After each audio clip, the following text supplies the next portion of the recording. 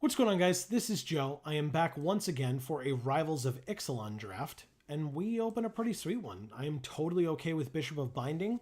It goes well in a vampire deck, but to be honest, you don't need to be in a vampire deck to play it, although vampire decks are really good. And, I mean, Stormfleet Sprinter's okay. I don't think it pulls me into those two colors, and if I'm taking a dual-colored card as my pack one pick one, it better be something that I really want to kind of cater the deck that I'm in. But I think Bishop of Binding is just better here. I think we can hope that the Sky Marcher comes back, although I'm not super optimistic, but still, Bishop of Binding is great. You look to couple this with black so you can be in the vampire deck, but it really doesn't matter. We can be super open to any second color at this point. Like red, for example. White-red would be fine. Dusk Legion Zealot's a fine card. We could also just go Pirates. Oh, no, that would be red would be the third color for Pirates. But, yeah, we could go white-red and do a Charging Tuscadon. Tuscadon is an amazing card. It either immediately gets dealt with or they have a bad time. And I think that with, like, Bishop of Binding kind of getting rid of something that could threaten this and then just having this on turn 5 is great. So, yeah. First two picks good so far. Rare and an uncommon that work really nicely.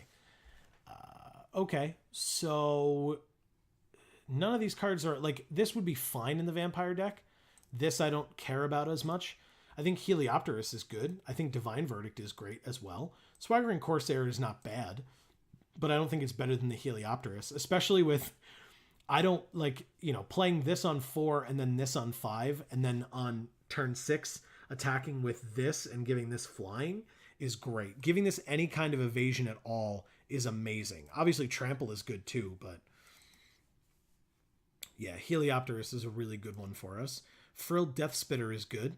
There's the Stampeding Horncrest, the Sun-Crested Pterodon. There's a lot in red-white here, which is nice. I think Death Spitter is the best for us. Like, Companion's okay, but there's a lot of things that can ping for one, and we don't need land or treasure. So, and Admiral's Orders is okay, but it's not like a huge sign that, oh my god, blue is super open. So let's take a Death Spitter. It's interesting that the Pioneer is still here, because we had one in pack 1 as well, but obviously that's in our pick 1, I should say. But that doesn't automatically mean that the color is open, because that was in pick 1. Plus, we've been getting some sweet red-white stuff, so that's a sign in and of itself that these two colors might be open. Let's see.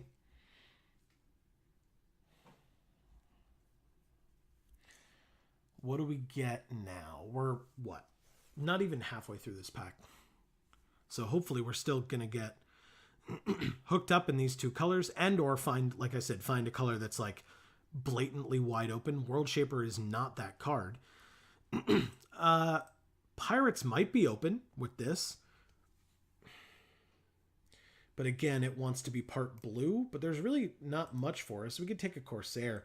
This looks actually interesting in foil.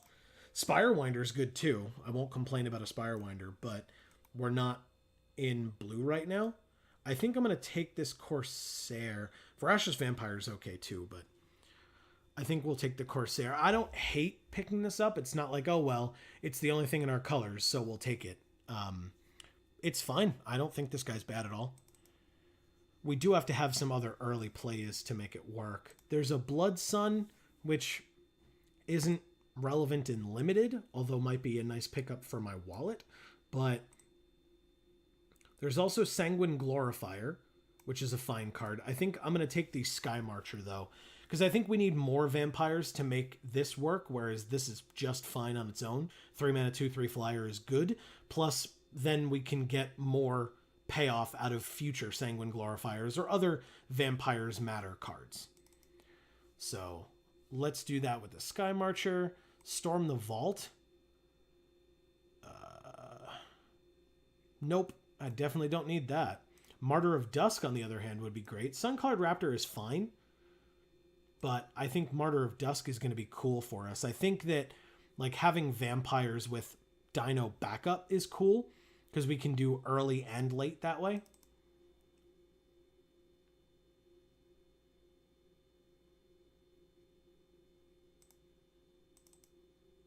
Okay.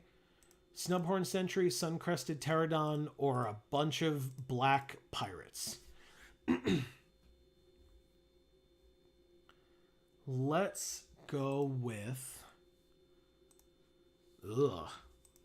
I'm actually not a huge fan of either of these. I might take a Pterodon for the board. It's a flyer, it's got a big butt, and it blocks well. And it could have Vigilance if we have some of these other dinos. Cleansing Ray or another Pterodon. Not amazing. I'll take a Ray for the sideboard, I guess. There are definitely vampires I could want to kill. This is not going super well. I'm going to take this just in case. Black seemed kind of open. Yeah. Black seems somewhat open. I think I might move into that. We'll see. We will see. Because these three, like, the Tuscanon's amazing. These two are just okay. But I'm okay with kind of swapping red for black, since we have not seen a lot of red payoff, but we have seen that black is pretty open.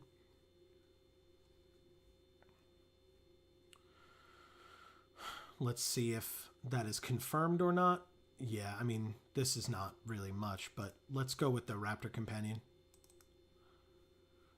We already have a Pterodon, and it's already in the sideboard. Woodland Stream is garbage here. I mean, we'll take it. Those are literally the two colors that we have not a single one of, but still. Okay. We have fixing for it. We're not playing it. It's okay. Feels bad to play it on 1 though, because then you don't get any value out of that +1/+1 counter, because it has to be another Merfolk. Sure, a mountain. All right, something better out of pack 2. If we open something insane in black, we just straight up move in. If we open something insane in red, we at least consider it, but I'm not super optimistic because it seems like we're getting cut pretty heavily with red. Okay. Yeah, no, we're good. We are good solidly in black. That is fine. Oh, man. If you're not aware of what this card does, feel free to pause and read it for a second, because that is 100% in. These are out. We're in black. Black seemed open. Let's go for it. Zealot's a great card, which came out late. Arterial Flow is fine. Ugh. Squire's Devotion is just fine. Just fine. Plunderer is okay, but Squire's Devotion I think is better for us. I think better in general, but yeah, I'm going to take this Devotion. It's good in this kind of vampire deck that we're creating for ourselves, and it's just good, right? If Moment of Triumph comes back, I'll take it. If Plunderer comes back, I'll take it. But I'm going to take the Devotion. I think it's a fine card. You can get 2 for 1, sure, but it does leave behind a body. So, kind of... and 1/1 vampires with lifelink are totally fine. Just fine. Needletooth Raptor feels bad now that we've gotten rid of our red. But Sanguine Glorifier is here. There's also 2 Voracious Vampires, which I think at least one of will come back. I'm going to take the Glorifier, though. Yeah, Needletooth Raptor feels real bad, but like I said, it really looked like we were getting cut on red. Mutiny, too? Rough. Rough stuff. Let's...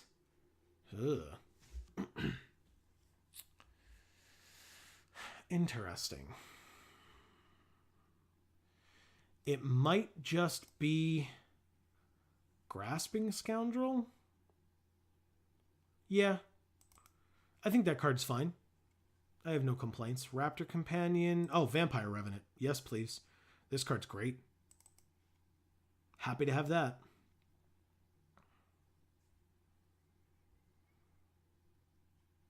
This is fantastic. This card's nuts. I love this guy. Opening this guy is amazing.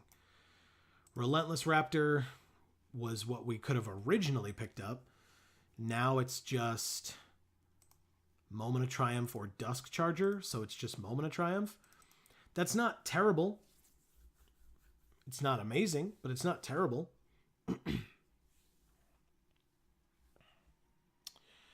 Okay. What else can we get for this deck? There's a Legion Conquistador, which feels bad.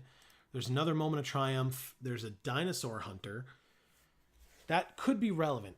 We don't have a lot of big things besides this guy, of course, and clearly he has his own way of dealing with big, scary creatures, but Dinosaur Hunter is not bad, and it's a bear with pretty marginal, pretty good upside. I'll take it over another Moment of Triumph. Another Vampire Revenant seems great. I like Vampire Revenant a lot. All right. Let's see. I mean, we got hooked up in pack 2, but let's see if we can get hooked up in Ixalan pack, in the Ixalan pack as well. Obviously, we've got a couple more picks out of this one, but wow. All right, so there were some Legion Conquistadors flying around. I'm going to take this one, see if any of those other two come back. 3 seems great. 2 is fine. 3 is great. Plus any that we get in Ixalan also. This was the only reprint in Rivals that actually made sense. All the other ones, I'm looking at you, were a little weird. A little weird. It's the last small set. Maybe they just decided, like, whatever, screw it. And by the last small set, as I've said a million times on this channel, I mean it's the last small set for now, because don't forget, core sets are coming back. So we'll see how long it lasts. All right. Why are we taking forever? There we go. Hey, Plunderer. Totally fine. We can board it out if it becomes redundant. We have 4s and a 6, so the top of our curve is not huge. Knowing me, we're going to draw either a ton of land or no land, so the Plunderer will not really help us. But that's just me. That's just my own personal luck. These are bad. I'll take this for no reason, I guess. All right.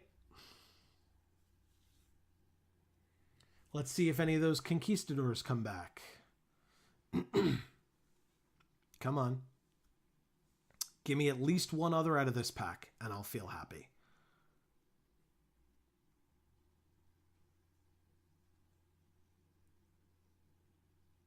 We get nothing because somebody's taking a while to pick for some reason.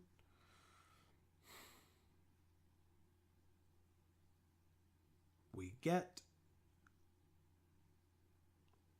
yes, no. Good God. I always love that when the timer is at 0 for like longer than the amount that the timer was on the screen actually counting down. What's the point of the timer? Why? Like, why do it?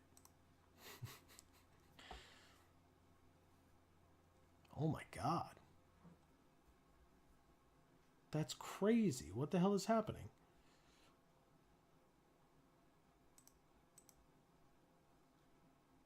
It's not me.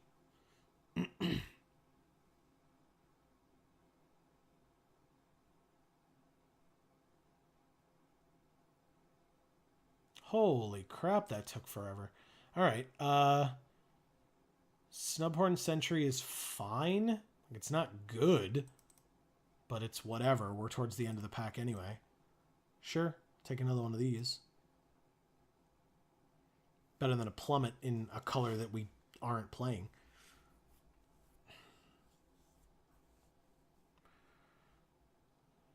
Let's see how long this lasts. Yeah, we need some good stuff out of Ixalan for this deck, because We only have 18. We could play 16 land because this is the top of our curve by a lot. We don't even have any 5s. So this is really over here.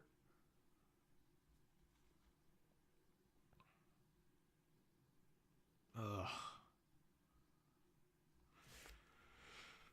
We have 3 non-creature spells in Squire's Devotion, Moment of Triumph, and where's our third? What am I missing? Oh, Arterial Flow, of course. I'm staring right at it. This is nuts. Who is taking this long to pick a card? Unless somebody's like in auto draft mode. But it's towards the end of a pack. Like, what the hell? All right. Ixalan, help us out here. Give us something helpful in one or both of our colors. Something helpful. Maybe. Oh, it was the last pick. Come on.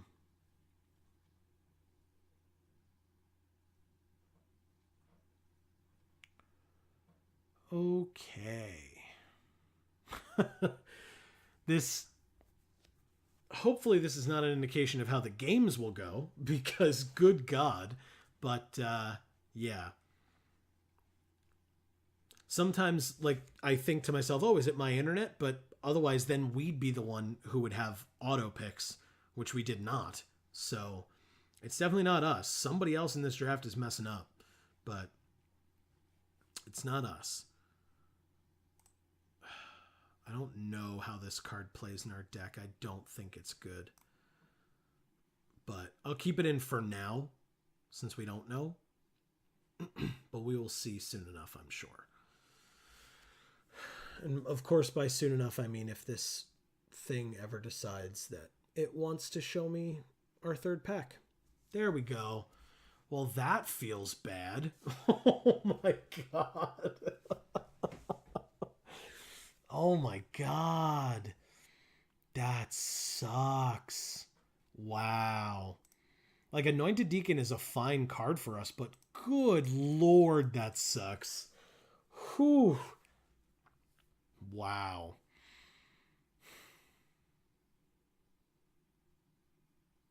I'm like debating taking it, but we have nothing in red. So, like, we have, Tuscadon, but that's double red, so it's not going in. But we got our first 5-drop. Jesus, that feels like absolute crap passing those 2 cards. Oh, man. We got the short end of the 5-drop stick with this guy as opposed to the other 2. Crap.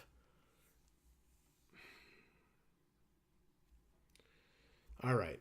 We have 1 Legion Conquistador. If we get more of them, I'll take them. Bishop Soldier is great. Yeah, Bishop Soldier's great here. Seeker Squire is okay, but I think this is the better 2-drop. It's a guaranteed 2/2 with lifelink as opposed to a conditional 2/3 that is not an irrelevant creature type. Deadeye Tormentor would also be just fine. Hopefully it comes back. The gold Merfolk card there feels bad also, because I love that card. Shapers of Nature. Really, really good. Okay. Well, Rallying Roar is good. Pious Interdiction is probably better here because removal is a thing. Like I said, we only have 3 non-creature spells. And yeah, we're not high on removal right now. So let's go ahead and take this Interdiction. It's a great card. Rallying Roar would have been nice, but I think we need this a little bit more. And yes, I understand that this is removal on a stick, like times a million, but still, if we don't draw this, we need something else.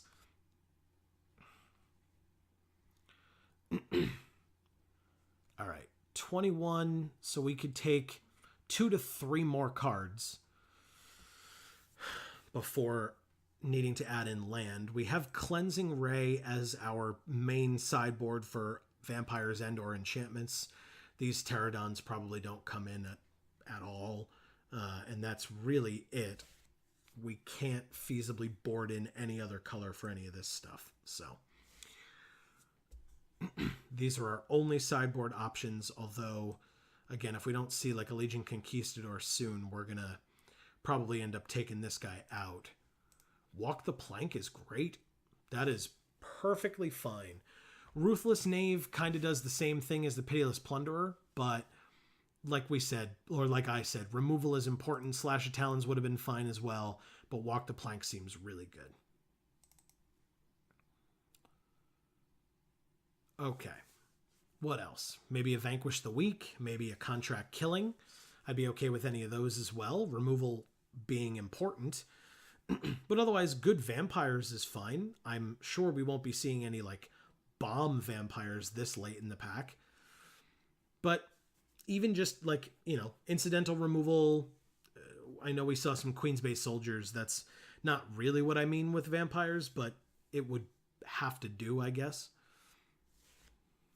But like maybe another Bishop soldier, or like I said, a Legion Conquistador would be nice. The other two were taken by someone.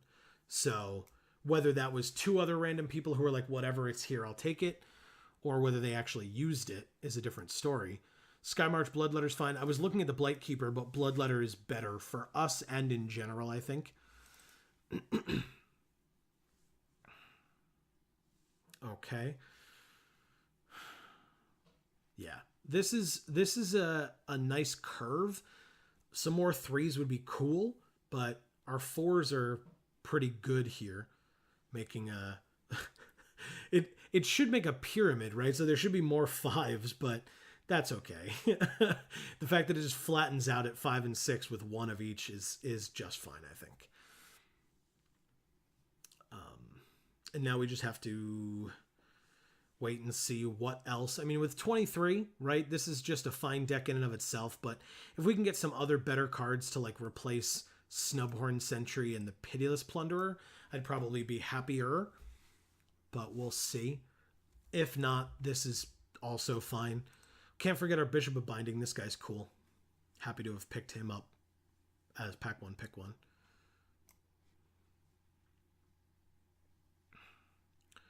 We just have to see what else we get. Anointed Deacon. Sanguine Sacrament is not what we want. Anointed Deacon is fine. Is it better than Bright Reprisal? They're the same amount of mana. This one draws a card, although after we play it the first time, they'll know to look out for it. So I think it might just be the Anointed Deacon. We did get 2 pieces of removal, which is not like, oh, good, we're set, we don't need any more. But at the same time, it's just Anointed Deacon, I think, here. Bright Reprisal, definitely not premium removal by any means. The only card that's going to be down here is going to be the land, so I'll move that up so we can see what we're working with here. Yeah, I think it's too much to ask for like a Contract Killing now, because it's a little bit late in the pack, but a Vanquish the Weak would be nice. Again, looking for some of these would be cool. Otherwise, a replacement for this would be cool. At this point, we may need to play 23, so maybe we take out the Plunderer first. So we have 23 now, but anything we get can replace the Conquistador or the Sentry. Or we could get another Conquistador. That's fine too. Slash of Talons is fine, but I think in this case, Conquistador is pretty good. Hoarder would also be fine. Let's go like that. Getting rid of the Sentry. Yeah, like I said, 2 Legion Conquistadors is fine. More than 2 would be great. Pious Interdiction is nice. And I think, unfortunately, we're going to have to pass up a Rallying Roar again in order to get some more removal for ourselves. Plus, it gains us life, which is not irrelevant, but because we don't have a ton of lifelink, right? We have the Squire's Devotion, which gives lifelink and makes a lifelinker. We have the Bishop Soldier as well. So, yeah. Let's not forget Vampire Revenants are vampires, so playing that on 4 and Anointed Deacon on 5 feels real nice. And just attack for 5 in the air every turn after that. Ugh, that's garbage. We'll take this for no reason at all. Could have taken the artifact creature as well, but I think this, if this is our 24, we're not upset. I might make one cut somewhere. But I don't think that there's anything in here where we're like, no, we need something to replace it and are willing to replace it with that artifact creature. I don't think that's good enough at all.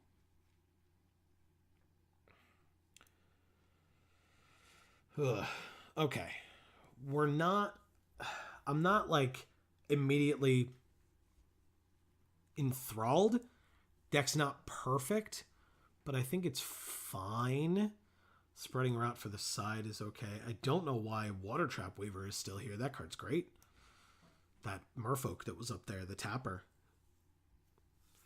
Merfolk decks want it, but even just any deck playing blue wants it. Just tapping a creature down for a turn is great. All right. Spreading Rot almost definitely never comes in unless they have like an insane flip land that we just want to get rid of, and then sure, 5-drop destroy it. Seems fine. Queen's Base Soldier or Raptor Companion? I think it's just the Soldier. It's a more relevant creature type, and we already have a Raptor Companion, which I guess with the Soldier makes us get rid of... We might just sideboard Dinosaur Hunter and keep the Raptor Companion.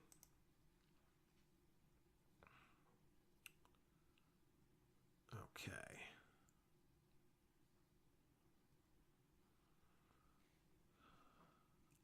Slash of Talons is fine. I was actually going to say I don't suspect that we'd get anything else out of here, but no land. Somebody took a basic land out of here instead of this. Maybe they're in red-green. Maybe they got that Regisaur Alpha and the Charging Monster Sword. All right, Slash of Talons it is. We do need a cut after that, but I'm sure we can find something. This only gives another dinosaur flying. This goes in the side. So yeah, I don't think a 4-mana 2/2 flyer is that amazing.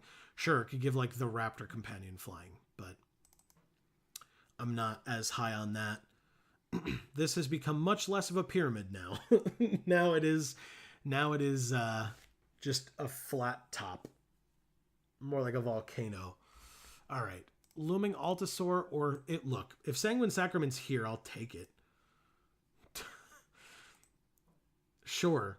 Gain twice X life and put it on the bottom of our library. I could see like 1% of situations where I'd want that.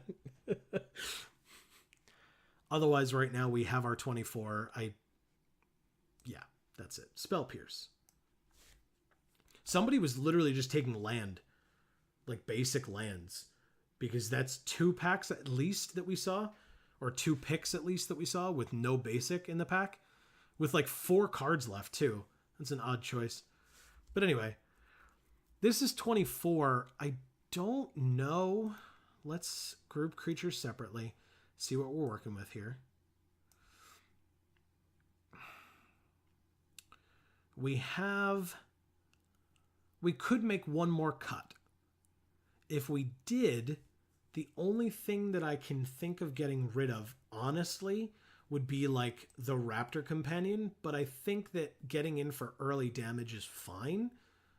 I think that with 1, 2, 3, and then the second 4 flying vampires is really good with Anointed Deacons on 5.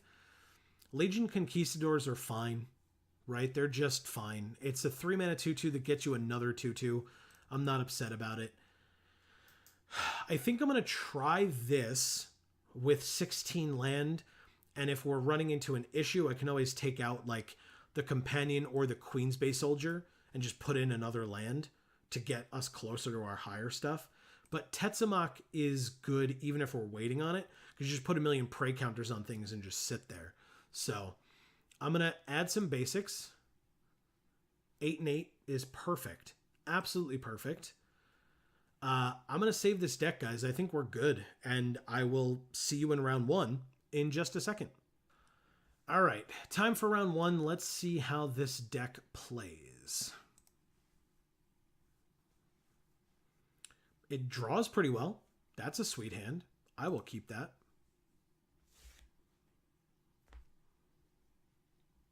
We're playing against Niv Mizzet. All right, we're going first. Are they actually deciding whether to mulligan, or are they just like, okay. So we play this and pass. If we don't draw a 2-drop, then we're just going to sit here again. But whatever. They play a forest and also pass. We drew an Anointed Deacon, so we play a swamp and pass. At this point, Legion Conquistador is our play. Okay, yep. Legion Conquistador it is. Let's search for the second one. Yes, please. Sure, there it is. All right. Then it's their turn. They play a land and play a card. No, they do not. We get a Slash of Talons. Okay, well, we could do this. We can make them discard 2 cards, and then they lose 2 life when we gain 2 life. That seems fine. Let's attack first, just in case. In case they've got some kind of removal or something. Because then we'll just play the other Conquistador.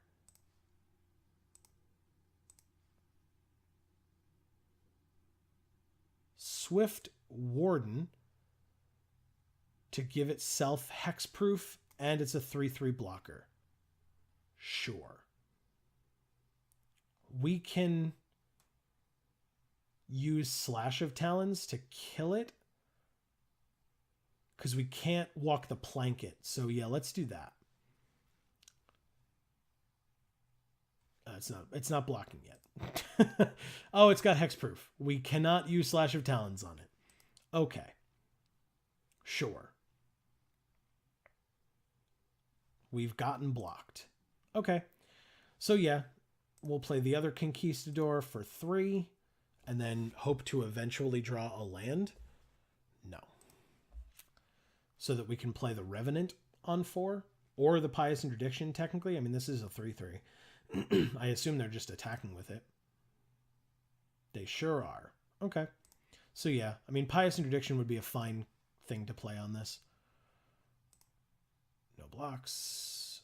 And they play a Jungle Creeper, which they can return from their graveyard to their hand for 5 mana, which in 1 turn they'll have. Okay, well, Moment of Triumph is a thing that we can also do, but is it worth it? This is a non-Merfolk, so we could do Walk the Plank and have Moment of Triumph still up.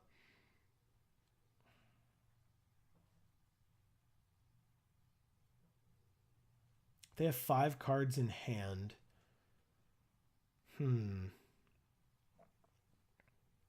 That's a tough choice. It's kind of a tough choice. I mean, we've got options, which is surprising.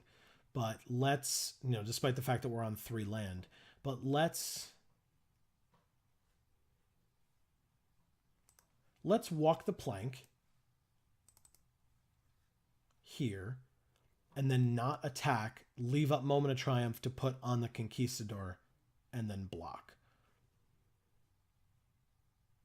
Because we have 1 mana, so it just looks like we've got nothing, which is fine with me. It's also technically Slash of Talons mana, so either way, we're keeping up both of these cards.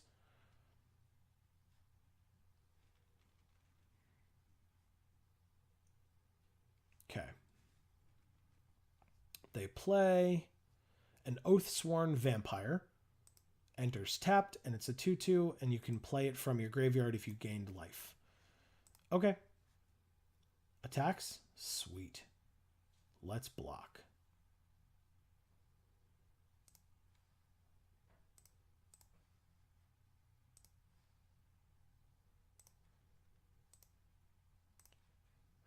Perfect. So So we go to 19 and then kill their creature, but they have a River Herald's Boon. Sure.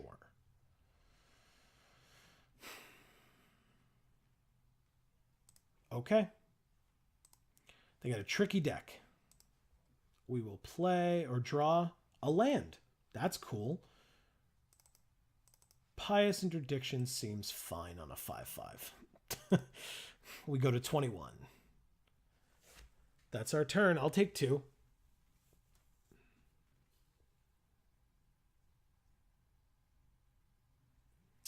Colossal Dreadmaw. Feels bad. Take 2. Fine. Okay. We drew a Bloodletter. That's cool. So we can leave up Slash-a-Talons.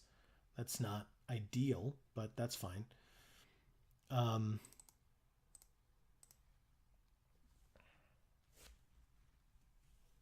Yep. Okay. Let's see what they've got. They're just going to attack us for 8, I assume. Yep. Okay. We can... I guess we could just kill the 2/2. And take 6. They could have something. They don't. Okay. Yep, we take 6. Go to 14. And then play a Pioneer. Great card. Get a 1/1 hexproof as well. Also fine. And a Hardy Veteran. They have 1 card in hand. We draw.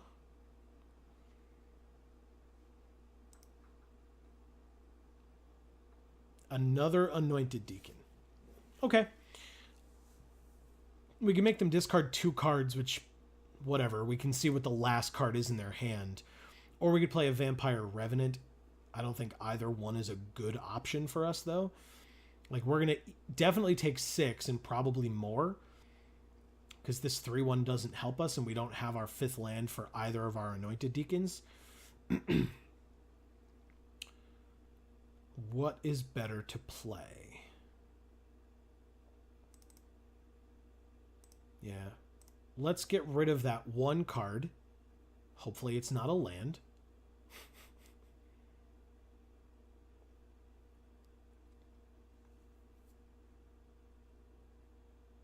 It's a... Come on. Okay. Is it a tough choice of deciding whether to play it? It's the -2/-2 card. That's the only thing I can think of. Is that 1 mana? No. It's the Guiltgrove Stalker. Okay. So it's not anything crazy. I don't... 6, 7, 8, 9, 10, 11? We just go to 5? Gross. They are top decking.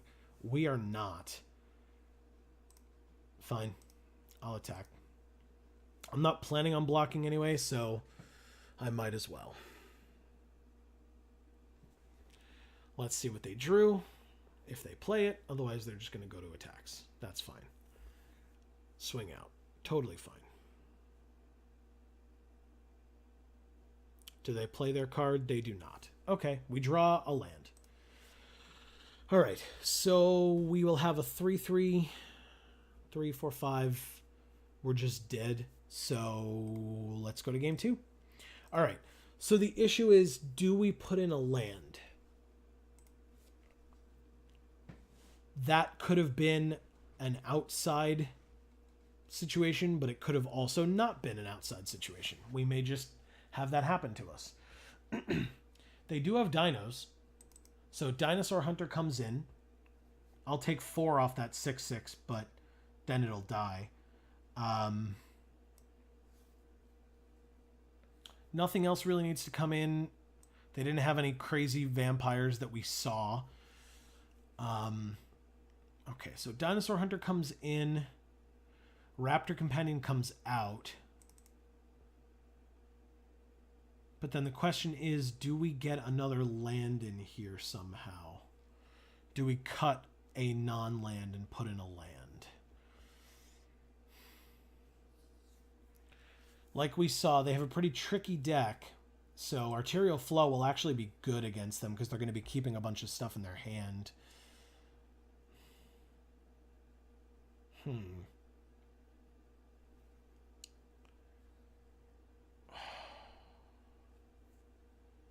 Yeah. I'm going to say no to the land swap. If we notice that it's an issue, we can change up the deck in between matches as well. But yes, I would like to play first. Okay. Well, with one white and a 2-drop and a 2-drop and a 2-drop, feels bad, but let's mulligan. That's worse. Okay. Well, this is what I get for thinking that we were better off with 16. We go to 5, and this is great. We go to 4. Fine. This one we have to keep, I guess. That one stays on top. That's rough. That's a damn shame. Okay. Well, we'll see how this game goes, and then we can go ahead and switch our lands after we lose this match, because that's almost definitely happening on a Mull of 4. I've won off Mull of 5s. I don't think I've ever won off a Mull of 4. And they have a 2-drop, and we have nothing. We did Mull of 4, so the fact that we had 2 land, I'm kind of impressed by, because that's more land than any of the other hands that we saw. Leading up to 4. Okay. Sure. Pass again. What a terrible way to lose.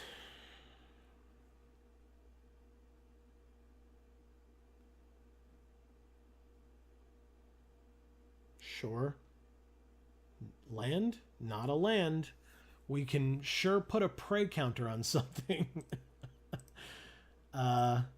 Put a prey counter on your 3/3.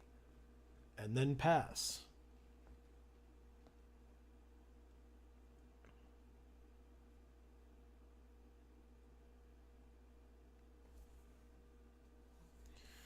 All right. We're at 13. We take 7 and go to 6. And even if we draw a land, we probably still lose. But if we don't draw a land, we definitively lose. Well, sorry, I guess I was wrong. We could have also drawn a Bishop Soldier. Can use it to block, gain 2 life, only take 3 and go to 3.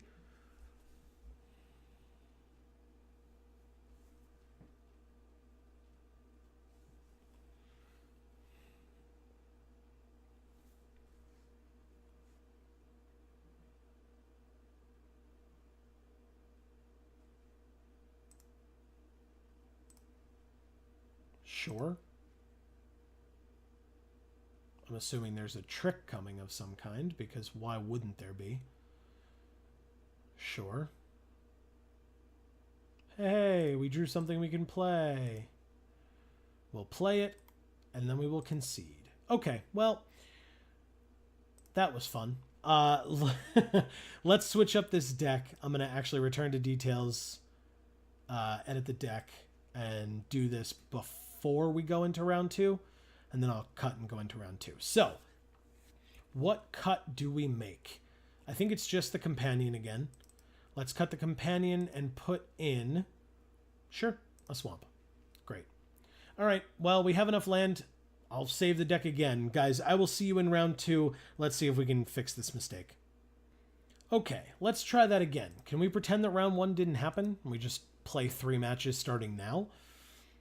This is okay. Not amazing, but it's okay. This will let us draw a card and lose a life. That's fine. We'll keep this hand. Okay. We will take the Slash of Talons, or keep the Slash of Talons up just in case they've got that 1/1 haster and they play a red to start. They do not. Okay. That's their turn. Let's play a Zealot. Draw a card and lose a life. We already got the land, so we can have Conquistador next turn, but Zealot's going to happen. Okay, we drew another land. That's fine. We can make one of our conquistadors bigger with this guy. Or gal, I guess. Hey, they're playing the same colors we are, but they didn't have a turn 2 play. Okay. Let's attack, I guess. If they want to use some kind of a trick, I'd rather they do it now so that we know what's going on. Okay. Didn't think so. Taking 1 damage is not a huge deal. Okay. Now we're both at 19. I'll play a conquistador. Getting the other conquistador.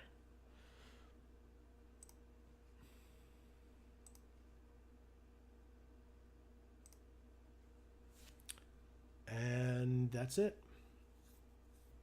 Next turn we can play the other conquistador and the grasping scoundrel, or we could play the glorifier and make the conquistador bigger.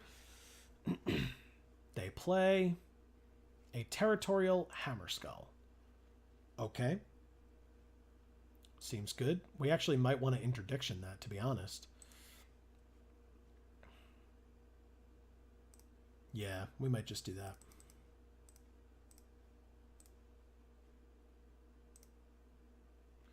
We go to 21, and then we attack them for 3. Seems good to me.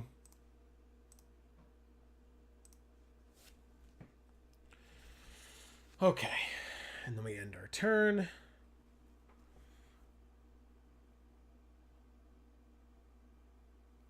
They play. Okay, so they go back to 20. That's fine. We have Slash of Talons for this, which would be 1, so we have 3 left. So let's attack first.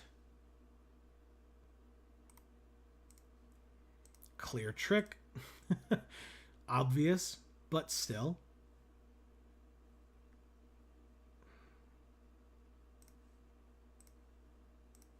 Sure. Kill that guy off.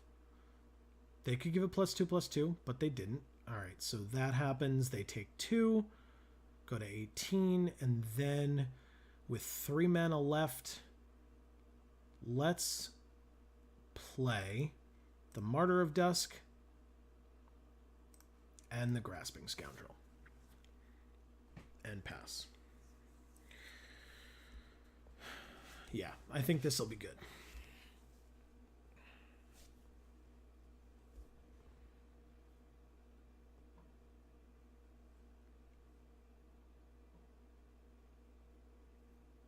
Arterial Flow. So we discard 2 cards. They don't have a vampire. So let's discard the Conquistador and the Walk the Plank. And we'll keep the Glorifier for making some or all of our guys bigger. Yeah, that's a bad drop, but that's fine. Let's play out the Glorifier and use it to make the Zealot bigger. If he's going to be around, if he's going to be attacking, we might as well make him a 2/2. It feels a little bit better. And then let's just attack with everybody. We have a 3/3 back as a blocker, but we're just like destroying damage-wise right now. They're playing a Slash of Talons on the 2/2. That's fine. They're still taking 6 and going to 12. Okay. That's our turn. This feels like a bad thing to have or to play, but if they have nothing else, it's still 2 damage just like any of these other guys, so that's fine with me. 5 for the Bishop of the Bloodstained. So we lose 1 life and go back to 20? That feels bad. Yep, okay.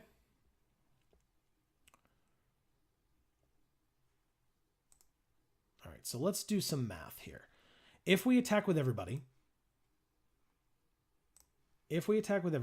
and he blocks, like make the 3/3 block the Legion Conquistador, they still take 3, 4, 5, 6, 7 and go to 5.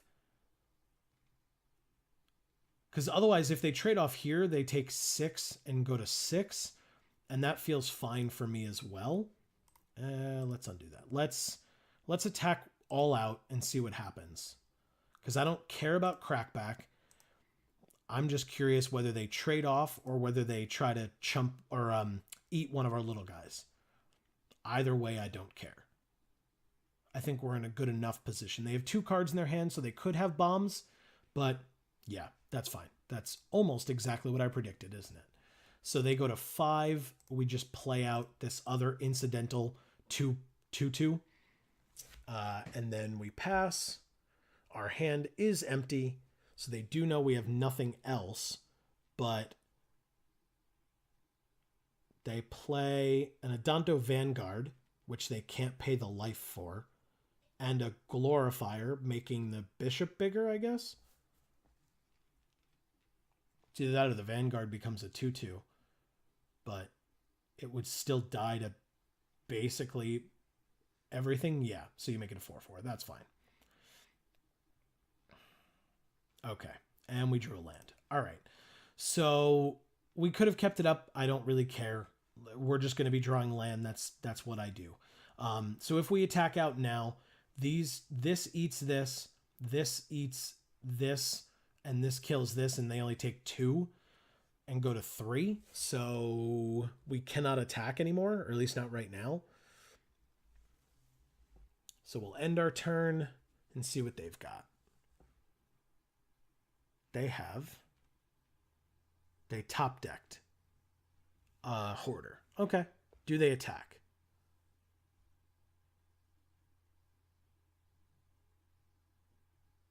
I would doubt it, because I would be more than happy to trade off like Martyr of Dusk and this Queen's Bay Soldier for this guy. Let's play the Anointed Deacon.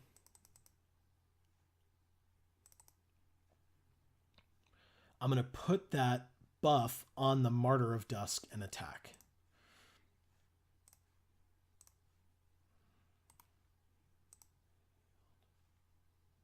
Yes. And then I'm going to attack. If they want to throw the Vanguard in there or something, or the Hoarder to get a treasure, that's fine.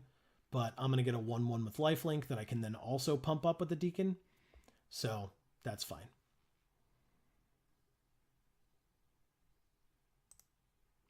Please pay the life. Okay. That's fine. We get a 1/1 with lifelink. That's my turn.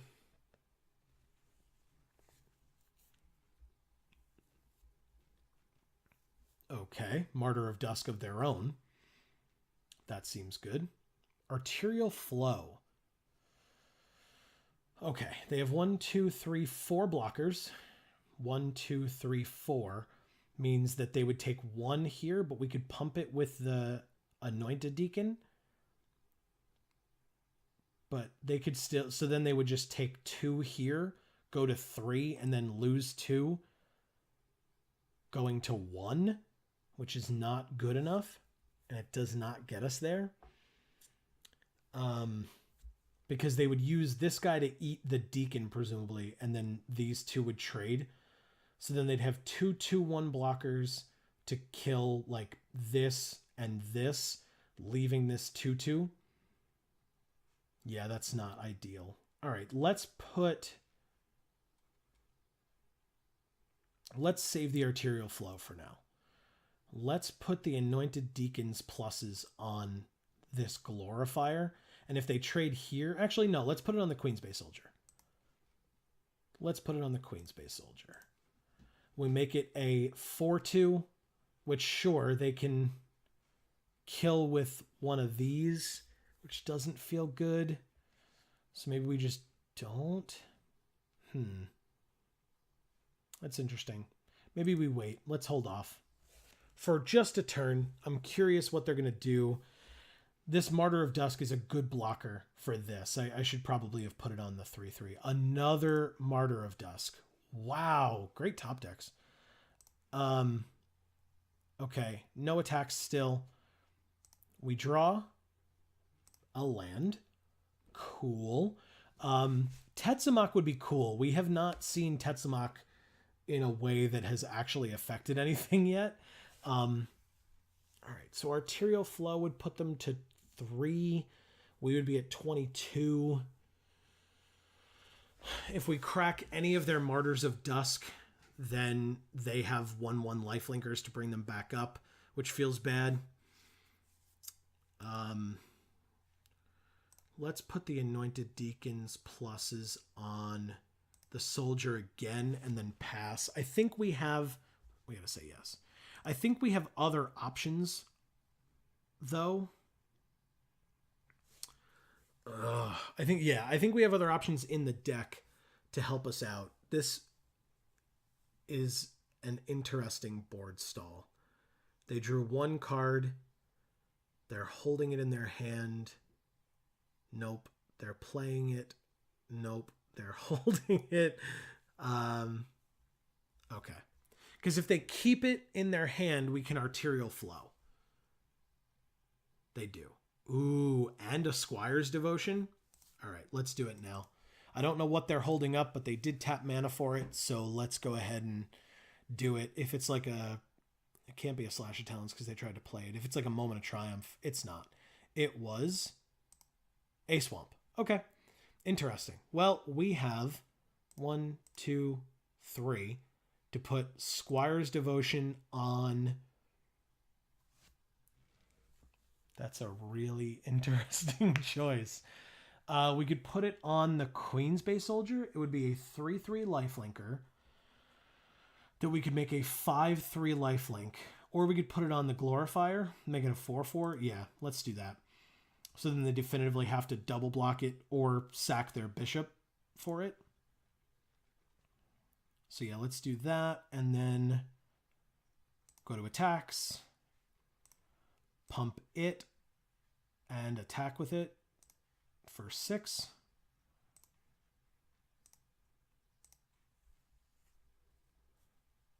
Let's see what they do.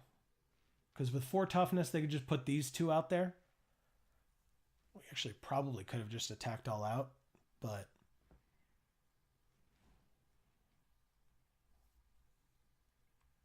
Yeah. Good. I like making them make tough choices here. Feels good. Because if they just snapped off these 2 or like these 2, then it would have been like, okay, well, that's clearly what they wanted to do. They wanted to get their 1/1 lifelinkers and start trying to gain some incidental life. But it took them a while to at least think about it. So that's fine.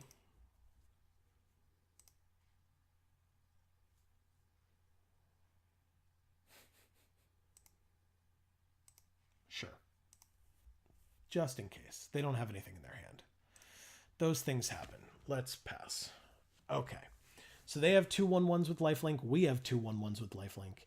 But we have an Anointed Deacon. And they do not.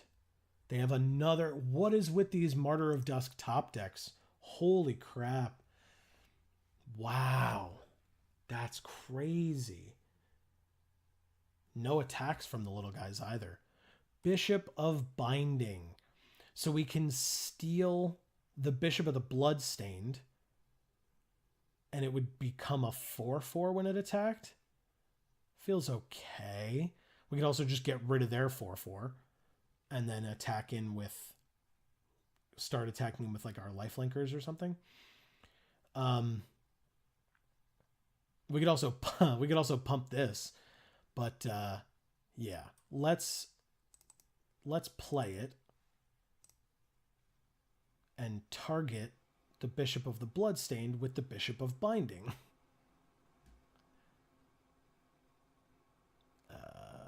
What do they got? Anything? They're just reading it, I guess, because they don't have anything in their hand. Let's do that. It feels bad, though, if they have a way to kill this. Obviously, they're top decking for it, but if they do have a way of killing this, we lose 1, 2, 3, 4, 5 life if it comes back. Okay. Anointed Deacon's power can target...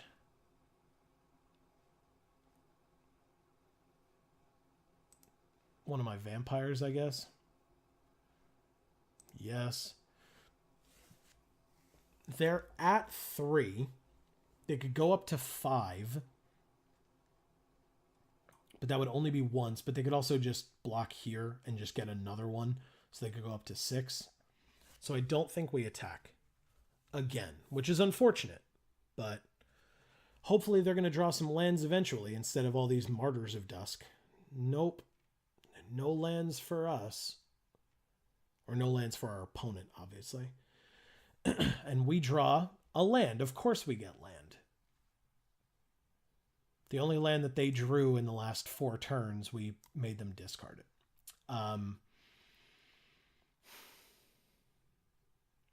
Let's hold this. If we attack here, this is not a 4/4, it's a 3/3 because it doesn't keep the counter in exile. So it's just a 3/3, which means attacking with this is foolish because it would get +4 or +3/+3, and then it would become a 4/4, and they just block here and here, kill it, get their guy back. So yeah, that's a problem. Let's use Anointed Deacon's ability, but not actually. Sure. We use it, but to no effect. We pass, and then we pass on their turn as well. I'm assuming they start attacking in the air. We have, 14 turns?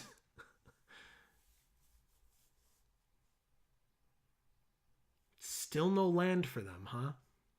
Just not a 1? Or, okay, they could be bluffing. They did that last time with the 1 white. Cool. We also drew a land. Anointed Deacon's ability goes to the vampire. And then we say, let's just say always yes. So then it's easier. Yes. Pass. They drew a land too. Now they drew.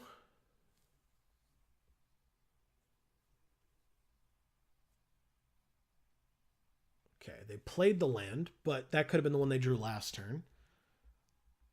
Yep. You attack for 2 in the air. I can't block it.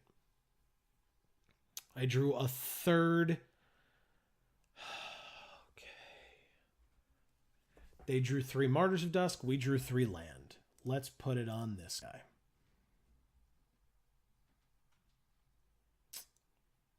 Still no attacks. I would love a Tetsamok right now. I really, really would.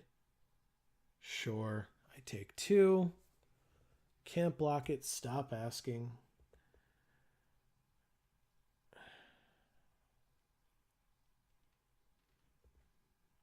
Oh my god. Their deck just has a playset of Martyr of Dusks. All right, let's play a land in case we do draw that Tetsamok. Let's put this on the 2/3 flyer, I guess. 1, 2, 3, 4.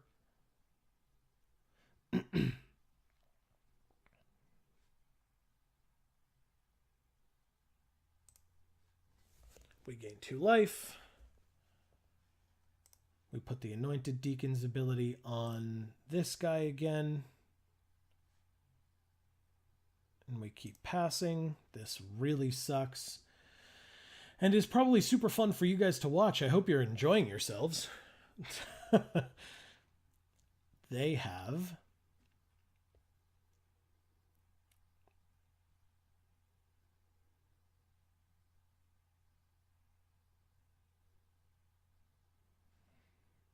We lose first from decking, but to be fair, at this point, if we draw Tetsamok, it's probably game.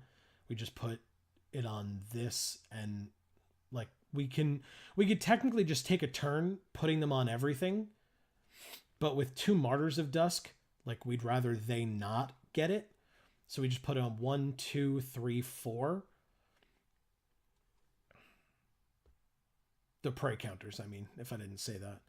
Put a prey counter on this and this. These 2 is 4. So we just take a turn off, revealing Tetsamok. And then if they have Arterial Flow, we feel real bad.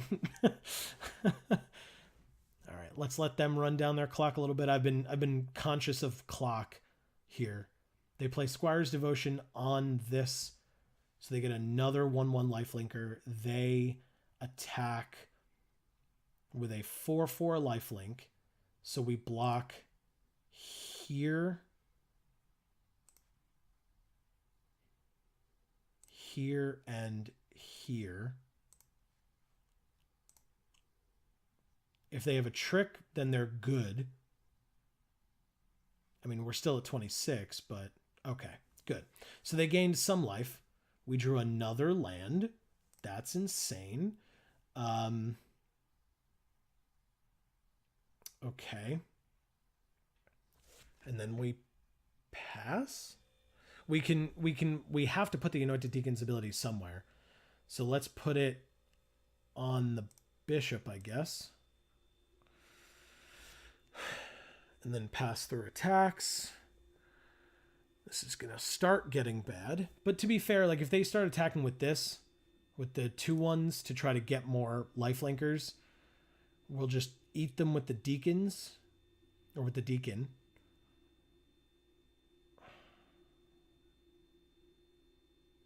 Yeah, I think they're considering it because we're low, right? This Grasping Scoundrel is doing straight nothing. Although it can kill these guys. So we draw a land. If you were curious as to why I tried to put 16 land in my deck, this is why. Because this is my life in draft. If you're new to the channel, welcome to it. This is how Joe drafts. Joe draws land all day. And it's great. We're just whittling down our clock for nothing. We have 13 cards left in our library. Like, this is insane. And they play things like Seeker's Squire. They explore a Legion Lieutenant. Do I remember what that card does? Oh, yeah. Oh, wow. Okay. That's good for them. I hope they kept that on top. Yeah, they did. Okay. We drew the other Anointed Deacon. I was kind of thinking that might happen. We have 11 land. 1, 2, 3, 4, 5. Anointed Deacon number 2. If we had anything at all, this would be great. Instead, it's really not. Let's put them both on him, I guess. Okay. Now the question is, do we attack? But the answer is no. Because again, 2 Martyr of Dusks blocking this guy, it doesn't matter how much power he has. Okay.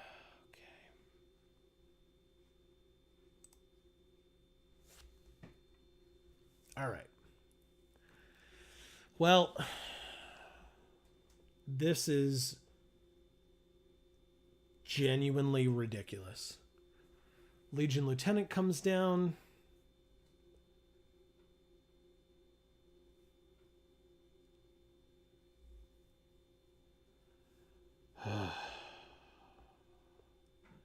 How do they have 2 cards in their hand? I'm assuming they're holding land, but that's not automatically what it is. Yep. Figured that was coming. So now what we do is we can trade off the Anointed Deacons because the only way we're winning is with Tetsamok.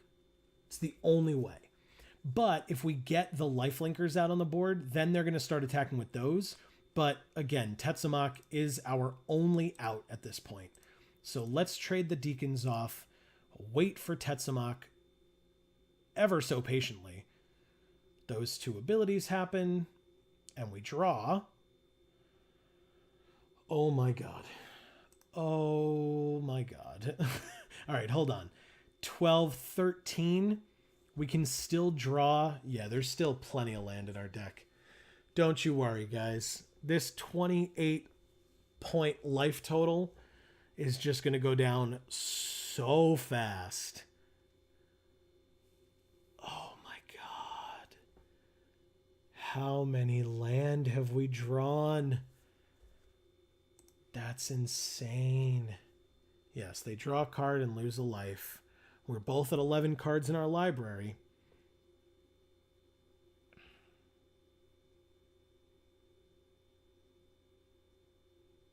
Why would you not? Thank you. I was like, why would you not attack with your life linkers?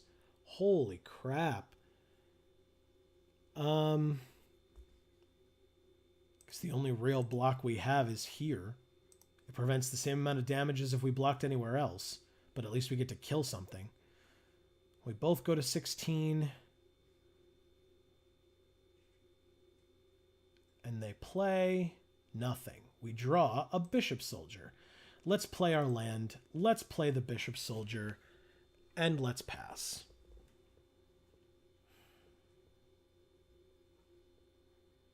We can trade the Bishop Soldier off for one of the lifelinkers. They sent us a message of... Great game. Oh,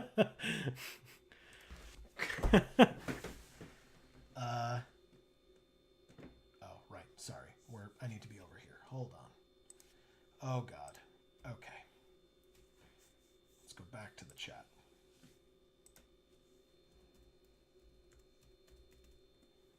Okay.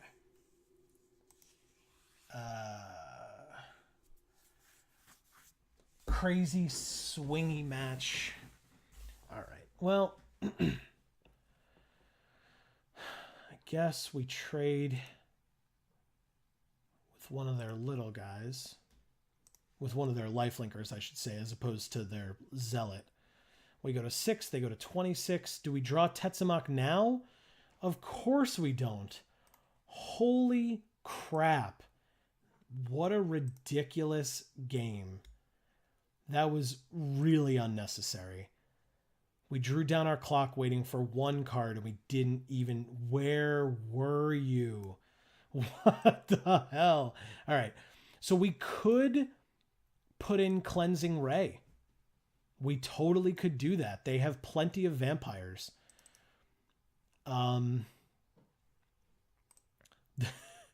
That's a bad idea. Let's not do that. Dinosaur Hunter's not necessary. Suncrested Pterodons, no. Heliopterus, no. Yeah, that's pretty much it. And I'm going to keep it at 41, actually on purpose.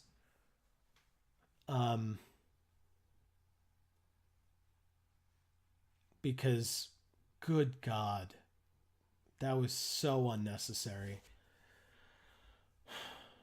16 land, we see 1 in our hand until we mulligan to 4. And then with 17 land, we drew what? In like 8 turns, we drew 6 land. Crazy. Crazy annoying stuff. Did we see any of our Revenants either that game? What the hell? Like our best cards were just like hiding in our deck somewhere. Still no Ixalan's Binding. Wherever it is. Or is that not? Nope. Sorry. Thinking of a different thing. No Ixalan's Binding at all. But we had Bishop of Binding is what I was thinking of. We had Pious Interdiction as well, which was nice. So that's good. They are making some sideboard decisions, apparently. Our clock is kind of low. We're going to have to try to play pretty quickly. Their clock isn't amazingly high, but it is higher enough than ours that they don't have to worry as much as we do. But they get the, 2 minutes or whatever it is to sideboard. They can take as much of that as they want. That doesn't affect their clock. But we submitted with 41 after putting in the Cleansing Ray. I think that's a fine addition. We could use it to get rid of the Bishop of the Bloodstained. We could use it to get rid of something that they've put Squire's Devotion on or something like that. So, yeah, I think our decks are very similar. I think where we differ is where our deck might be better. Like, we have 2 Anointed Deacons, we have 2 Vampire Revenants, and we have Tetsamok. But of course, while we saw the 2 Anointed Deacons, we didn't see either of these flyers, and we didn't see this Tetsamok. I also don't think we saw our Exultant Sky Marcher either. So, like, is that the other cards that were in our deck? 1, 2, 3, 4, and then a bunch of land. That's crazy. All right. So they submitted. I would love to play first. Yeah, they have 3 more minutes than we do. I think this hand is keepable. I think this hand is very keepable now that I actually take a second and look at it. That's great. Zealot on 2. If we get nothing else, Martyr of Dusk on 3. But then, you know, once we start drawing some land, we can go to Interdiction and Anointed Deacon and stuff.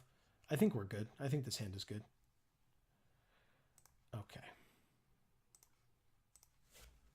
Grasping Scoundrel and pass. We could get in some early points of damage with that guy if they don't have any early plays. They don't. We drew the other Deacon, which kind of sucks. Let's attack first. Have them take 2. Oh god. Okay. Zealot next. We go down by 1, but we draw a card. It's the Bloodletter. That's cool. If we get a land, we'll play this, but otherwise we got the Martyr at least. Okay, nothing on 2 either. That's a good sign. Bishop Soldier, possibly better than Martyr of Dusk. Likely better than Martyr of Dusk. Attacks. Take 3. Yup. Bishop Soldier. And pass.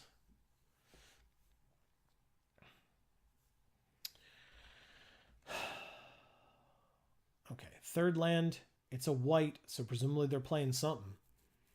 And it is...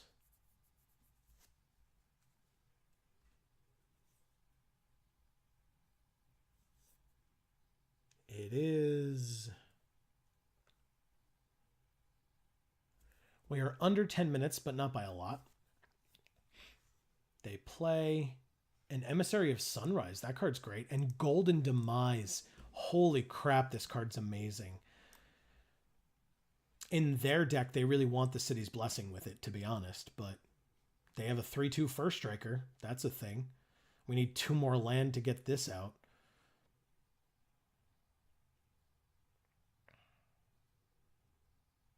Man, with First Strike, that card's crazy. Oh, good. Oh, good. Okay, so then let's attack out and Slasher Talons it.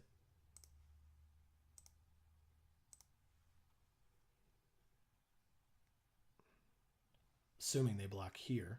Yup.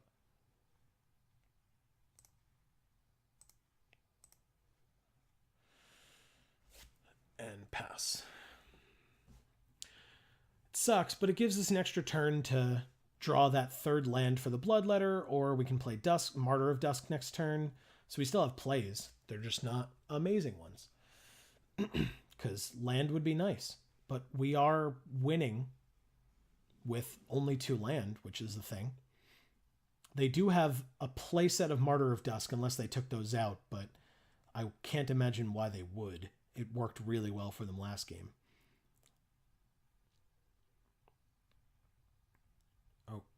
Okay. Man, they're going to catch up to us real quick time-wise. We've been playing quickly, which is, you know, important. But they've been playing actually a lot slower this game, so... which is totally fine by me. It's not a complaint. 3 mana to play...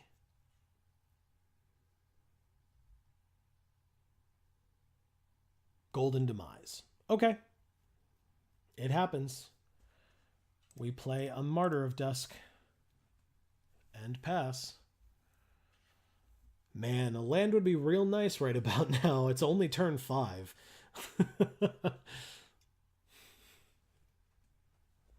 That opening hand was really good. It had 2 land. It had a bunch of low drop creatures and spells and stuff, but just... I mean, okay, cool. These 2 can stare at each other for a little while.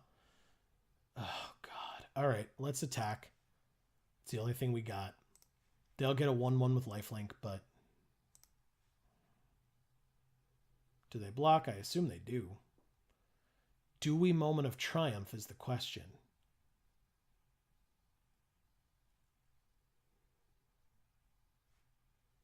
Nope. I'm going to save it for the lifelinker. Is that my turn? That's my turn. I'll pass. Okay. They can attack with theirs.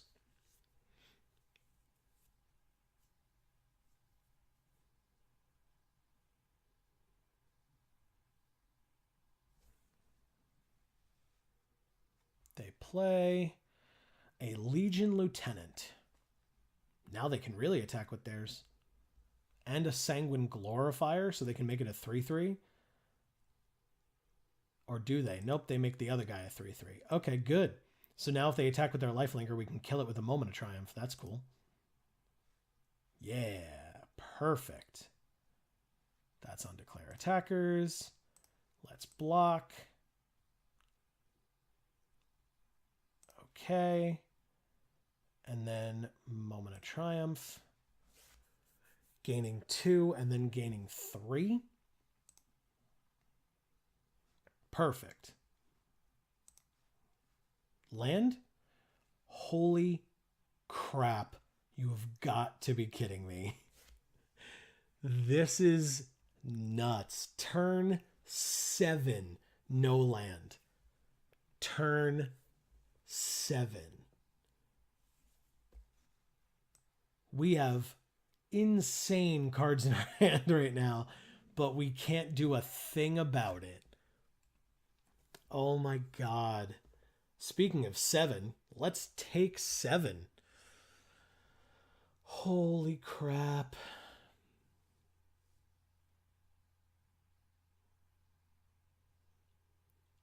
Excuse me?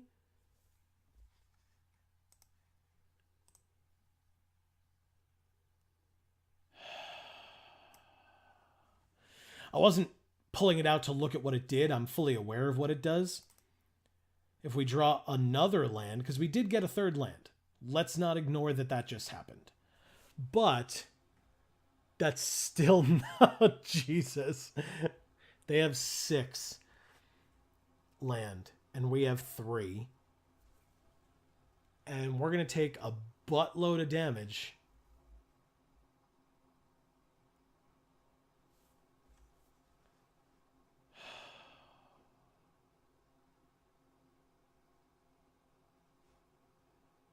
All right, so we can block and block like that. Take 10 and go to 8, but gain 1 and go to 9. Oh my god. I think the ultimate middle finger from our deck, okay, well that sucks too, would have been if we had drawn Tetsamok right now. Like really, really, really bad would have been if we had drawn Tetsamok right now. All right, so now we can block our 5/5 because this only removes creatures, right? So sure, we could easily block their 5/5 now because our creature just dies. No, there's no need to use its ability. We're going to take 3, 4, 5, 6, 7. We don't lose. That's a thing. This is awful. Variance has destroyed us today. Bishop of the Blood. All right, so now we lose 3, 4, 5, 6, 7. Yeah, we totally lose. Oh my god, what the hell is even happening? Sure, we already have 6th. Cool. They win. Oh my god, that's insane. How stupid was that? All right, guys, we will be back with the next round. I don't know why, but we will in just a second. All right, guys, let's see if we can pull out a win, a match win, a game win. See if it's luck of the draw or if it's actually the deck, because I honestly don't even know anymore. Obviously, we're all high drops, which is unfortunate, but I don't really want to mess with mulliganing. We've seen how well that has worked in the past, which is not. So we're just gonna wait and hope that this Vampire Revenant combined with this Anointed Deacon does something for us, although I doubt it. Yeah, here's a Relentless Raptor. Ooh, a Bishop Soldier's a thing. All right, let's play that out. I don't know that we block though, although yeah, because it can't block the flyer. Let's play this land and pass. Yeah, I mean, it has to attack, but I think we just take it because I'd rather not lose my Bishop Soldier. I'm okay with taking 3.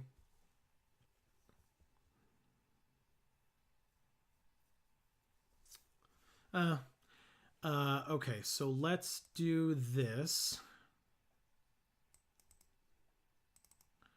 Let's play the Vampire Revenant. Next turn, we can anoint a Deacon. I could have Tetsamok'd, but I didn't. And that may come back to bite me because I can kill both of those. I, could have killed both of those. I would have to hold off a turn, obviously. But I could still totally do it. Well, okay. So I assume they're using the Revenant to kill the soldier. Yes. Okay. And then they're going to kill the Revenant. Okay. Well, then I guess we can spend this turn using Tetsamok. Both times. That would be cool. In fact, we can do that and play the Legion Conquistador.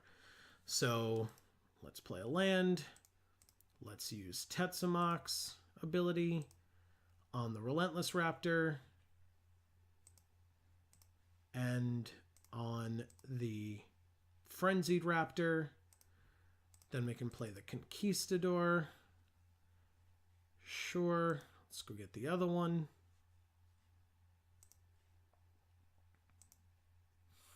Okay. This is not the end of the world. Next turn we have Tetsamok wipe their board. Seems pretty good.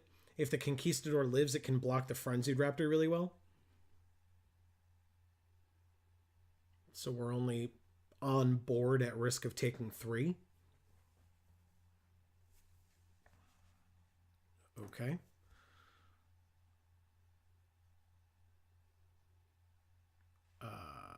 Okay. Yeah, I'll definitely block. They know what we have coming anyway, so.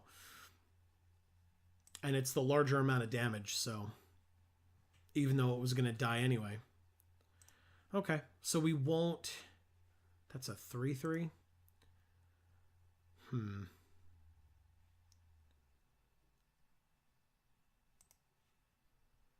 Okay. So we have 2 3/3s on our opponent's side of the field. We could play the other Conquistador and the Queen's Bay Soldier and use Tetsamok on this guy, which might not be the worst idea in the world. So I'm going to try that. And then we go 2 for the Soldier and 3 for the Conquistador. At least they're blockers, which is nice. We can either double up or more likely just block across and then play Tetsamok the turn after.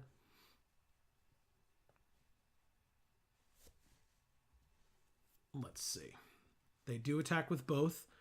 Like I said, blocking across makes the most sense to me. Mitigate the damage, and then Tetsamok can come out and wipe them both. They do have 5 mana and 3 cards in hand, but they end their turn. So that's awesome. Let's play Tetsamok.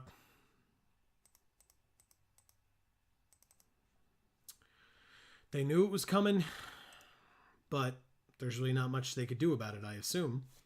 And that's my turn. Seems pretty good to me. They probably, yeah, I was going to say, they probably have a way of dealing with it, but we don't have terrible cards in our hand right now, to be honest. And if that's all they're doing, that's great for us. Yeah, let's play both of these. The Bloodletter first. Get some life point swings here.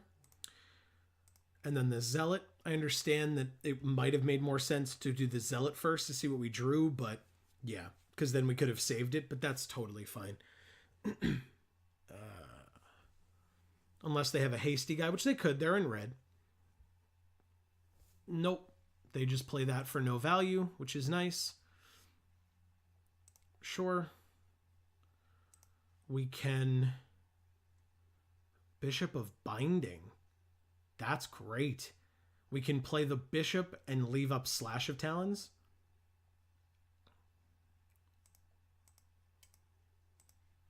Wow, we might actually turn this around. That's interesting. It's obviously that one. That's good. Okay, then we can attack with these two for almost for free. I mean, if they have a Slash of Talons, we're a little bit screwed, but that's fine. We can live. All right, and that's that turn. Pterodon Knight, okay.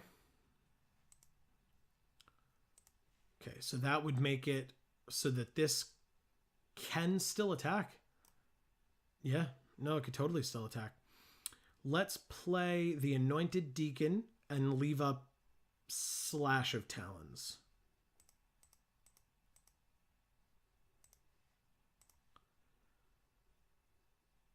I think we can give the plus to the Zealot so that it can attack safely. And then just attack with everybody.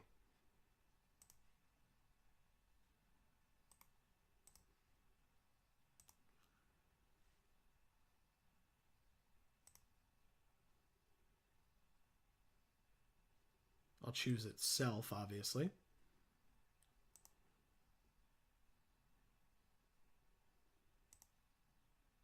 All right, let's see if and how they block. They do block that way. They might have some kind of a burn spell to back it up to get their 3/2 back, but I think, yeah, that's fine. But I think we're, oh, it's first strike as well? Okay, so Slash doesn't help us here, right? Because it would just have 2 damage marked on it and then kill it, so that's fine. We can keep the Slash back for the 3/2 they're about to get. Totally fine. Okay. They're at 11, we're at 7. We are not in terrible position here. We do have a 3/3. All right, so let's use Slash of Talons on the Pyromancer before blocks in case they have a way to save it. Then we know that we might have to block to save our Anointed Deacon or to save our life total. Yeah. +1/+1 and double strike. Okay, so that's obviously what they were holding up. Now we know that we will have to block, which is fine.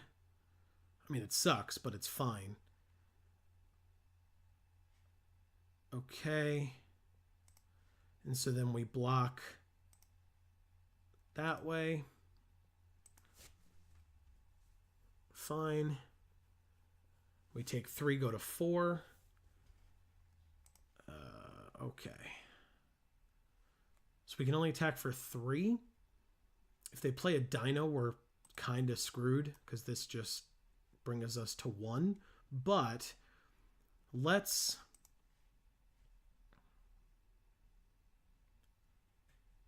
attack with the Flyer. And then we can play the Scoundrel as backup. So that if we have to, we can double block this 3/2 and try to either get another combat trick out of their hand or just kill it. Like, it's a 2-for-1, which sucks, but I mean, with the position we're in right now, that's kind of what we're going for, because what the heck else are we going to do?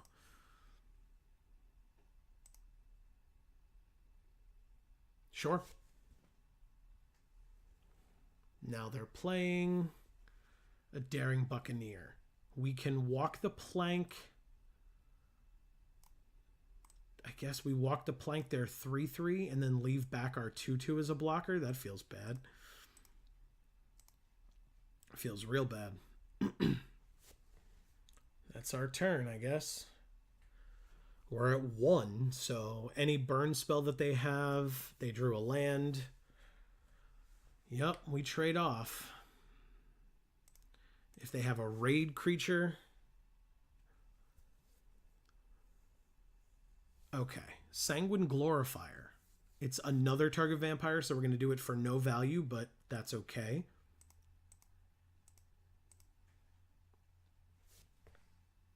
And that's our turn. Yeah, we're not out of this yet, but we're in a better position, that's for sure. Let's attack. I was afraid with nothing in our hand that we were kind of screwed. But because they still had cards. I don't know what they're holding. They have been playing lands every turn. Yeah, they might have been flooded. They would have only taken 5, though, so I don't know why they conceded, but that's fine. I don't know what else we might be able to do. Do we have any... We do have Enchantment Destruction, which is relevant because that's what they got rid of our Tetzamach with. So let's go ahead and take a Cleansing Ray and go from there. They have a lot of burn spells. They have a lot of combat tricks, but I don't think it really changes our strategy, whether that's fortunate or unfortunate. And with 2 black, we need double white for this, single white for this. I'm not happy about keeping it, but I'm keeping it. We'll have Grasping Scoundrel early, but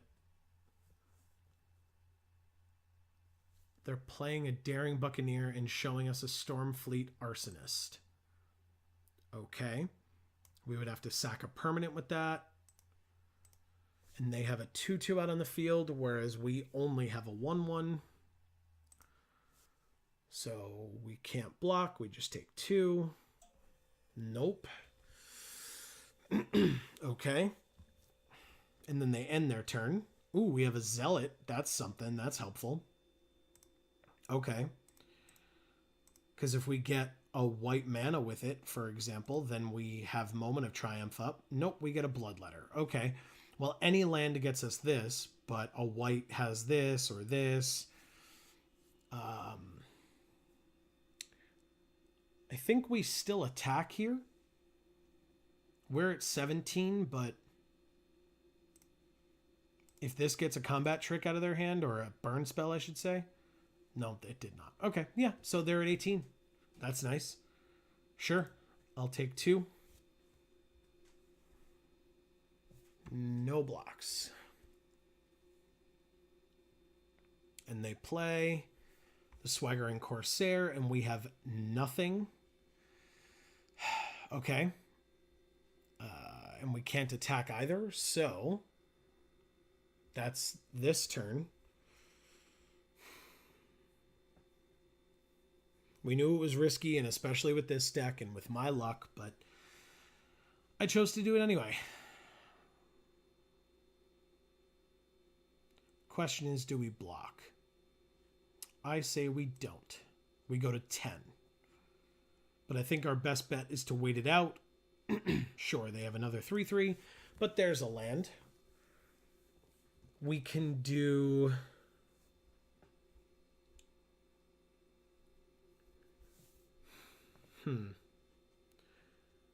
We could do Bishop Soldier or Bloodletter.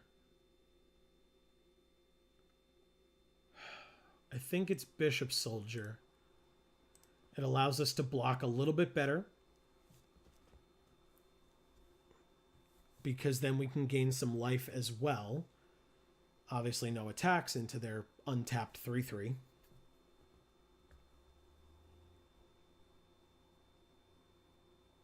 Okay, they get the Heliopterus, they give this thing flying and just attack us for 3 in the air. That's fine. They don't want us gaining life, which I don't blame them for. Okay, so now we can play the Soldier and keep up Moment of Triumph. All right, so let's attack with the Bishop Soldier.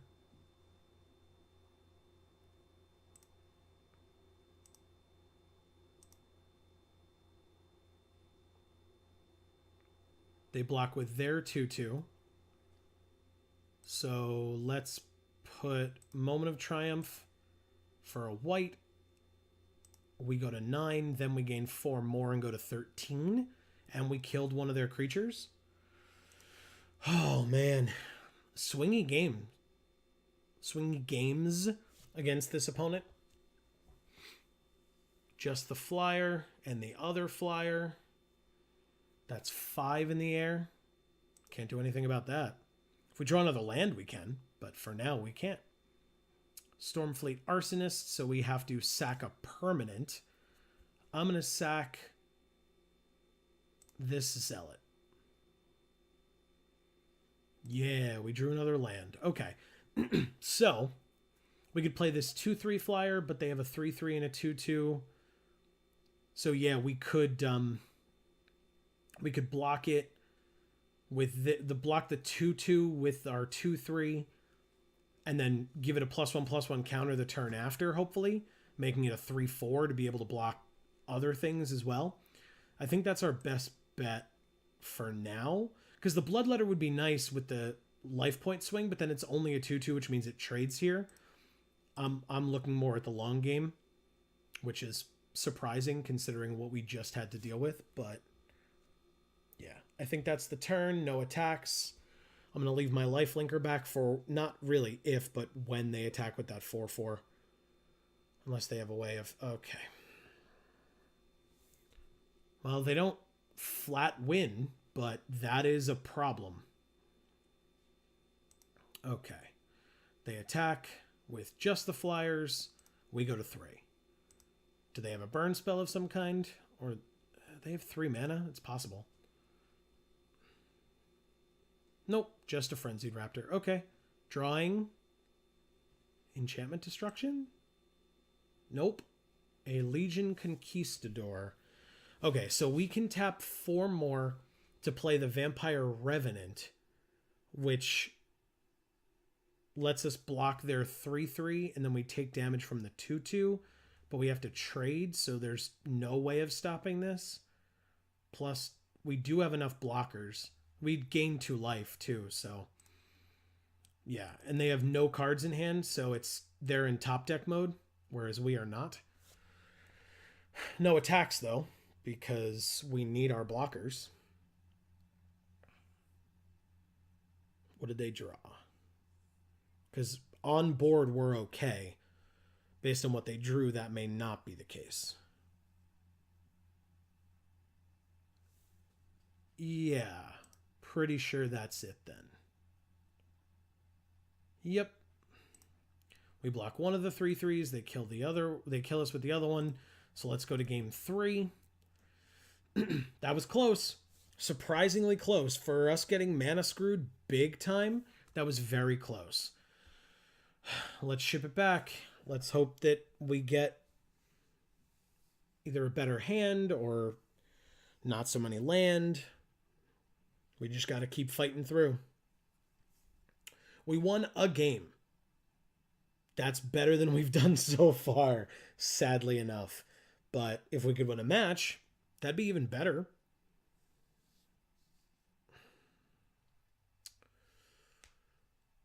Okay. I would love to play first. Ugh. Great. Well, this is lovely. I think we know which direction this game's going to go, but we don't definitively know it yet, so let's just see. Okay. Hey, a Bishop Soldier. That's a turn 2 play that's better than the Queen's Bay Soldier, so why not?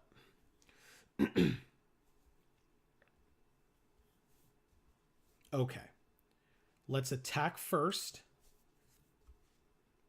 in case they have some kind of a trick or something. Burn spell. Nope, just taking 2, us gaining 2. I like it. Let's play a land, play the Queen's Bay Soldier, and leave up the Slash of Talons, just in case. They got their 3rd land. To play a Relentless Raptor. Very good.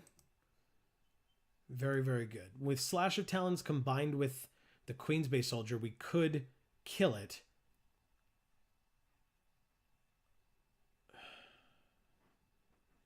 So let's do that first. Let's play our land. Let's attack with the Queen's Bay Soldier. If it gets in... Oh, it must block. Haha. Perfect.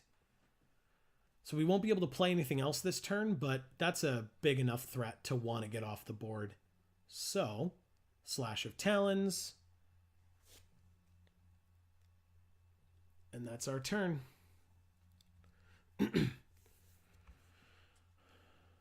Okay, so they get a paladin, they get a 1/1 lifelinker. Let's attack. See what they do. No blocks. That's good. And then let's play the Vampire Revenant. Moment of Triumph will be really good for us here, I think. If they attack with just the Paladin, we take 3 and go to 21, and it's not a huge deal. But if they attack with the 1/1 lifelinker, we have the opportunity to Moment of Triumph. Do we do it, though? 5 cards in hand, 5 mana on the field. Sure. No. I'm going to keep this back. No blocks. I'd prefer to get this buffed by the Anointed Deacon. I'll let them gain a life. I'm not super upset about it. Sure. And they deal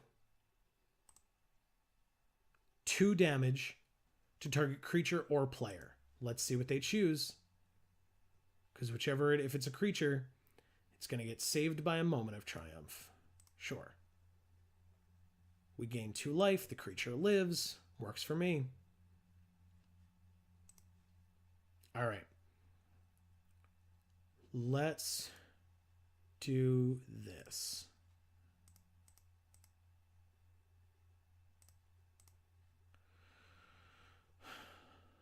Okay. Let's give it to the flyer. So we attack for 5 in the air this turn.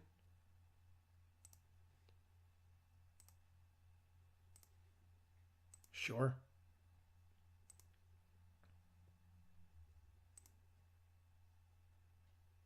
I love it. All right. Let's see what they've got. We've obviously got no cards in hand, so we can F6. We just have to... I'm curious if and how they attack here. They attack all out. Okay. So presumably burn spell incoming, but let's go ahead and try and block here. Since it's not a pirate, we saw that thing that... I mean, they're probably just still going to be able to just give it +1/+1 in first strike anyway. For 2 mana. Yep. The Buccaneers Bravado, that's fine. We kept the Deacon because I'm not stupid and I want to keep being able to do this. Plus, if they don't have a creature to play now, we can just attack them for 8. Okay, so they bombarded the Deacon. We drew a land. I could have held it, but I don't care that much. Let's attack for 3. We'll take 7 on the crackback, and they'll gain 1, so they'll go to 11. We'll both be at 11. We lose this race, folks. Big time. Big, big, big time. But I'm not ready to leave back my only creature, my only, non-land permanent right now. They play their Pterodon Knight, and we draw an... That's fun. So that's still only 5, but then we have a 3/3. So they go to 6. We have a 3/3 blocker. Yeah, this could work. That was a pretty good draw, I'm not going to lie. I would not have been surprised if we drew another land for the 8 millionth time, but instead we have something. Like I said, this will be a fight, that's for sure. Okay, let's attack. Yeah, perfect. All right. Oh, man. A 4/4 lifelinker and another 1/1 lifelinker on top of that. Yeah, we're pretty screwed. Let's... It's exactly 11, too, which is funny. Let's block... They still have 2 mana up for another Buccaneers Bravado, too. That sucks. Oh, and they didn't use it. Okay. I assumed they had it with that 2 mana. That's funny as well. Okay. I don't think that we I mean, what we gain 4, go to 7, and then have a 1/1 blocker back for this guy or this guy. Yeah, we're okay. We're okay so far. We're going to be swinging 4 life points back and forth for a long time, but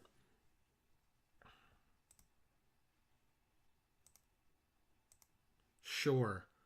I don't think this works the way I want it to. I mean, I think we're alive.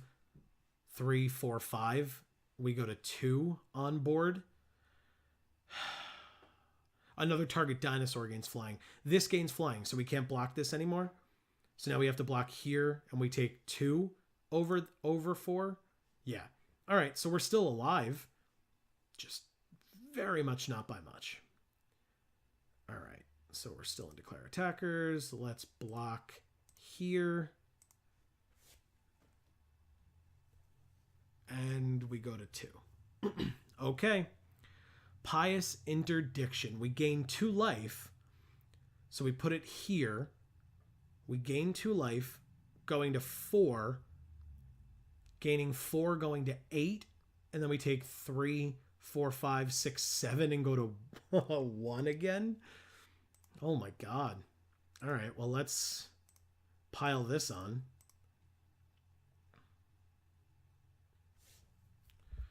Okay.